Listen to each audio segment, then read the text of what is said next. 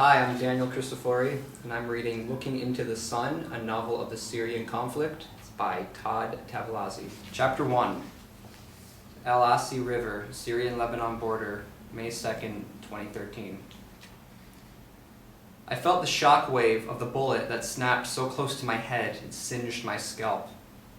A quick succession of several more bullets impacted the dirt a few feet to my right. The moonless night made it impossible to see Rafi only a foot to my left. The same darkness that disoriented me also kept us invisible to the men shooting at us. The night resembled a black canvas splashed with luminescent green tracer fire spewing from the heavy weapons firing from only a few hundred meters behind us. The tsunami of adrenaline that saturated my blood made my eyes shoot their own white tracers around inside my eyeballs. I strained my vision to pick out the next spot I would aim for when the shooting let up. The ground was illuminated in front of us like a flashbulb had gone off, and I chose the base of an olive tree 10 meters away as my next target. The brightness had disappeared, but its ghost lingered in my vision and made it even harder to see. "Rafi, that tree. Follow me." "Okay," he said in the darkness next to me. I shot up the instant the firing stopped and pumped my legs until I felt I had covered the distance to the tree. I held my hand out in front of me when I figured I was close, but managed to find the tree with my face instead of my hand. The force of my momentum knocked me flat on my back. I actually thought for a second that I'd been shot. I heard Rafi hit the ground next to me. "What are you doing on your back?" I ran into the damn tree. The last burst half blinded me. I heard him chuckle in the dark. "You okay?" I rolled over onto my stomach and maneuvered to get the tree between me and the onslaught of bullets I knew would soon be fired at us. "Yeah, thanks for asking. Where's the damn car?" "It's at the end of this olive grove, about 50 meters. The guns cranked up again, and we buried our heads in the dirt at the base of the olive tree. I could hear the bullets passing through the leaves over our heads seconds before the ground turned to gelatin from a massive explosion. I turned over and saw the flaming wreck of what used to be the car Rafi borrowed to get us to the Syrian border. "They got the car. What the hell do we do now?" "Plan B, brother," Rafi said. "What the fuck is Plan B?" "The river." "Where is it?" "It's over there, about 100 meters, he said, pointing to our left. His face and pointing hand flickered red from the reflection of our burning car fully engulfed in flames as more bullets chewed up the ground around our olive tree. "Damn it, the fire is painting us, they can see us." I was talking to myself. Rafi had bolted up and held a 3-step head start in the direction of the canal. "Come on, Angus, we can make it," he yelled over his shoulder. Rafi maintained a full sprint 10 feet in front of me. Bullets found our footprints just behind us, the full distance to the river. I saw Rafi slow a bit and then disappear through a stand of trees that lined the riverbank. I kept up my own speed and felt the prickly slap of branches on my face as I busted through. Then I was falling. The riverbank wasn't high above the water, but the situation had slowed my perception and it felt like I was falling from a tall building. I hit the cool water and clutched my 20-pound backpack with an iron grip.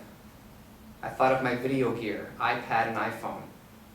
I had packed it all in plastic, just as Rafi had suggested. But I couldn't help worrying that all the footage I'd risked my life to get might be ruined. I put the thought out of my mind as my head broke the surface of the water. I looked around for Rafi.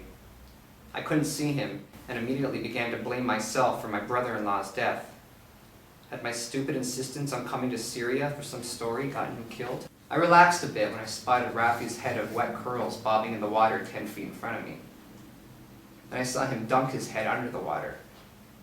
I momentarily looked at the fire from our car making distorted shadows of the trees as we floated by it in the distance. I realized what was about to happen and took a deep breath and dunked my own head as the first barrage of bullets skipped off the water. All we could do was hold our breath and hope they couldn't get a bead on us. I positioned my backpack between my legs and hugged my knees as my body floated down the narrow section of river at a frustratingly slow pace with my back barely cresting the surface. I figured if I got shot, it probably wouldn't be in the head. I leaned back and took a breath of air every 10 count as I went through a very short mental checklist and couldn't come up with one thing I could do to improve my situation, except maybe rub the fur off a rabbit's foot. But I didn't have a rabbit's foot. All I had was a 2,000-year-old alabaster statuette in my pocket, so I rubbed that instead. Mostly just to make sure it was still there.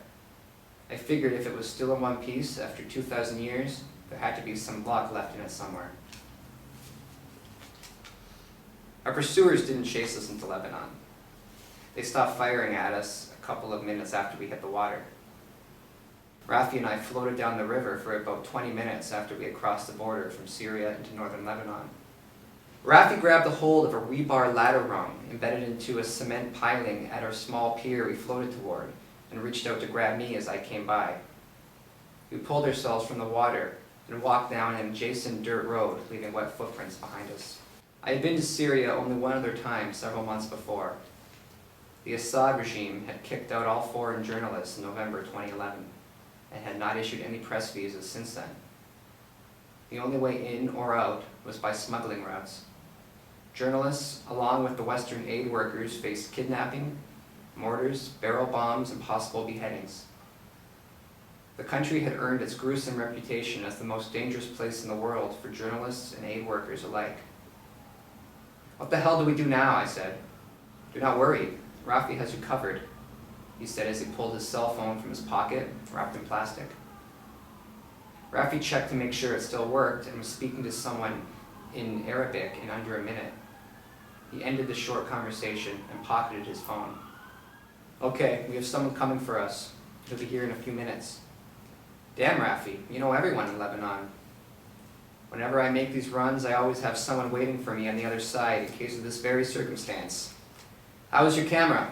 Good idea to wrap it in plastic?" "Yeah, the camera and iPhone both survived.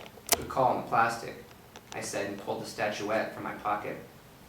"I didn't lose this either," I said and handed it to Rafi. He took it and illuminated his cell phone screen close to it to get a look at it. "It's a nice example. Do you have someone who can authenticate it?" "Yeah, I know a guy in New York who would know all about it. I'm sure he'd love to salvage as much as he can from the fighting." "You must be careful," Rafi said, handing me back the artifact. "There are stiff penalties if you're caught with that." "I know," I said. "Don't worry. I've got a plan." "Yeah, but do you have a plan B?" he said and chuckled.